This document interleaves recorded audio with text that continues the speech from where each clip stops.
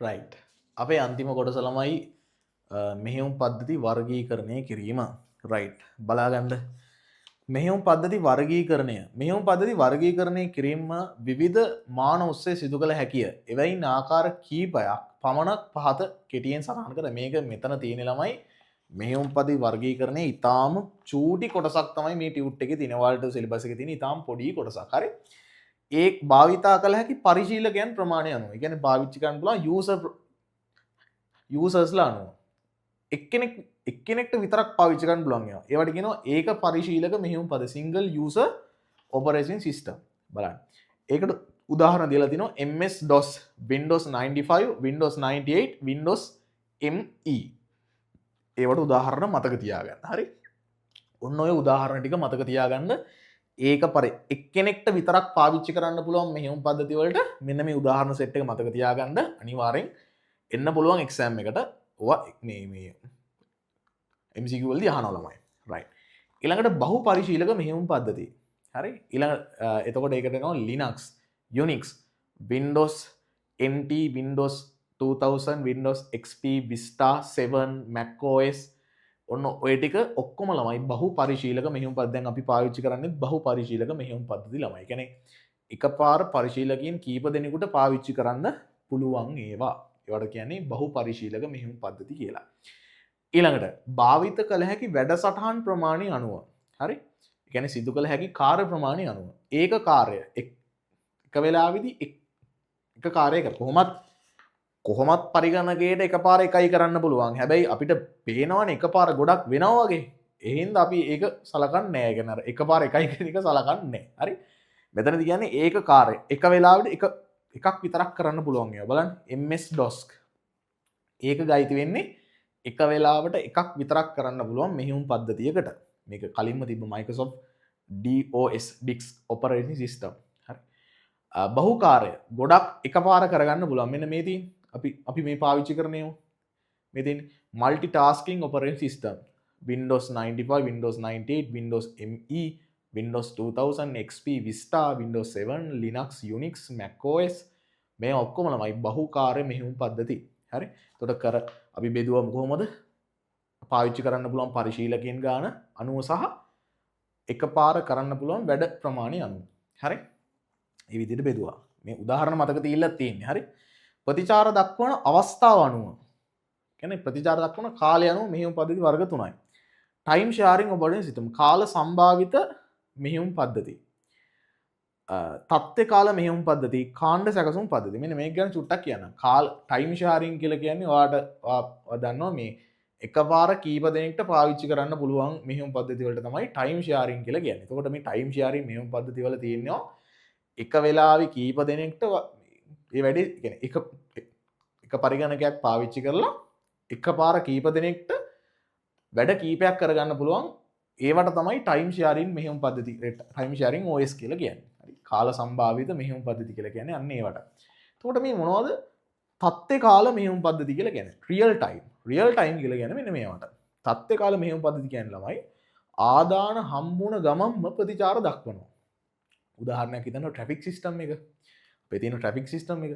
ඒක ළමයි වාහනයක් ඇත්තටම ට්‍රැෆික් සිස්ටම් එක කන්ට්‍රෝල් වෙන්නේ එහෙම. ඒ කියන්නේ වාහන තියෙන ප්‍රමාණය අනුව තමයි අර ලයිට් ටික පාලනය වෙන්නේ. කන්ට්‍රෝල් වෙන්නේ අන්න ඒ අනුව. තව මිසයිල්ස් කියන්නේ මිසයිල් ආරක්ෂක පද්ධති ඔය අයන් ඩෝම් වගේ ඒවා රියල් ටයිම්. ඒ කියන්නේ මිසයිලයක් ආපු ගමන්ම මොනවා වෙනවද? ප්‍රතිමිසයිලයක් යනවා. ඇන්ටි මිසයිලයක් යවනවා. ආදානයක් ලද විකස ප්‍රතිචාරයක් දක්වනවා. ඒවට තමයි තත්ත්ව කාල මෙහෙයුම් පද්ධති කියලා කියන්නේ. ආදාන ලද විකස ප්‍රතිචාර දක්වනවා. කාණ්ඩ සැකසුම් පද්ධති. මොනවද කාණ්ඩ සැකසුම් පද්ධති? කාණ්ඩ සැකසුම් පද්ධති කියන්නේ දත්ත ටික ඔක්කොම ලබාගෙන දත්ත ටික එකතු කරලා අන්තිමට ප්‍රතිචාර දක්වනවා. ඒවට තමයි කාණ්ඩ සැකසුම් පද්ධති කියලා. උදාහරණයක් විදිහට ඔය මේ සාමාන්‍යයෙන් වැඩ කරන සැලරි එක හදන්නේ අන්න එහෙම.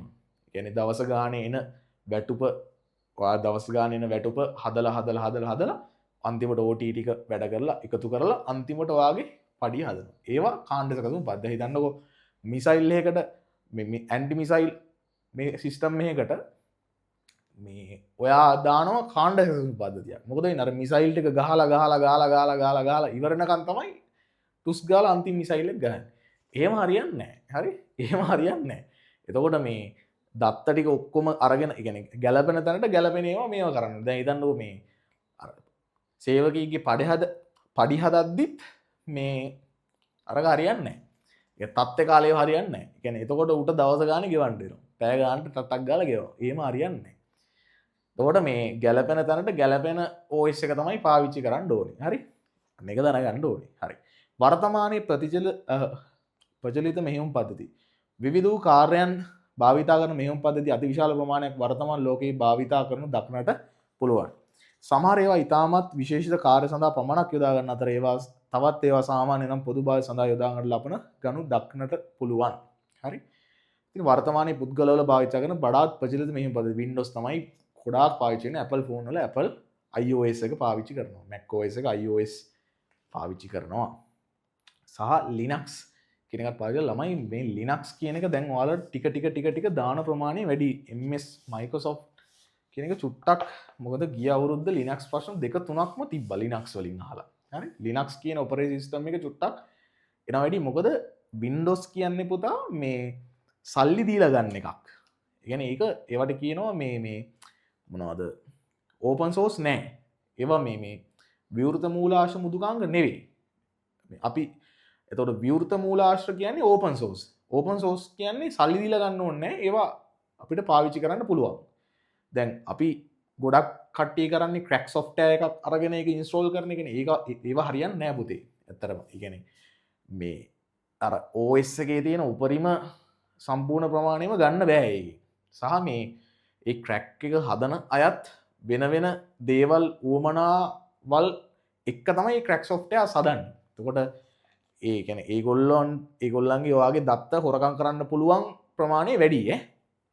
ඔයාගේ සිකියුරිටි එක ගන්න පුළුවන් ප්‍රමාණය වැඩි. මොකද ක්‍රැක් සොෆ්ට්වෙයාර් එක අනිවාර්යෙන් මොන හරි පැච් එකක් තියෙන්න ඕනේ අනිවාර්යෙන්ම මේ. නැත්තම් ඒගොල්ලන්ගේ කිසිම ඔයාට නිකන් ඒක ලබා දෙන්න අරමුණක් නැහැනේ. ඒකට ක්‍රැක් සොෆ්ට්වෙයාර් එකත් මොකක් හරි අරමුණක් තියෙනවා. අරමුණක් තියෙනවා. ඒකට ඔයාගේ ඔයා ලෝකෙට වටිනාම කෙනෙක් තාම නෙමෙයිනේ. හරි? ඒකට ඔයාගෙන් හොරකම් කරන්න දෙයක් නැත්තම් ඒගොල්ලන්ට ඔයාගෙන් වැඩක් නැහැ. හරි? එහෙම හේකුත් තියෙනවා. හරි? රයිට්. එතකොට මේ ඔන්න ඔය ටික තමයි කියන්න ඕනේ. හැබැයි දැන් එන ලැප්ටොප්ස් වල ඔය අබාන්ස් එකේ සිංග එකේ සොෆ්ට් ලොජික් එකේ ඔයා පරිගණකයක් ගන්නවා නම් ඉන්බිල්ට් තියෙනවා මේ OS එක.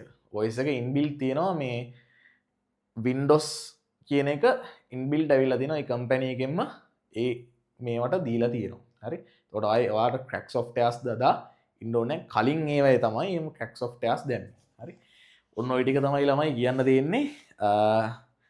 මෙහෙයුම් පද්ධති ගැන ඔයාලට පැහැදිලි වෙන්න ඇති කියලා හිතනවා. මොන හරි පැහැදිලි නැති තැනක් තියෙනවා නම් කමෙන්ට් එකක් දාන්න. අනිවාර්යෙන් කමෙන්ට් එකක් දාන්න. ඒ කමෙන්ට් එකට මම අනිවාර්යෙන් උත්තර දෙනවා. හරි? එහෙනම් අයබෝවන් ඊළඟ පාඩමෙන් අපි හම්බෙමු.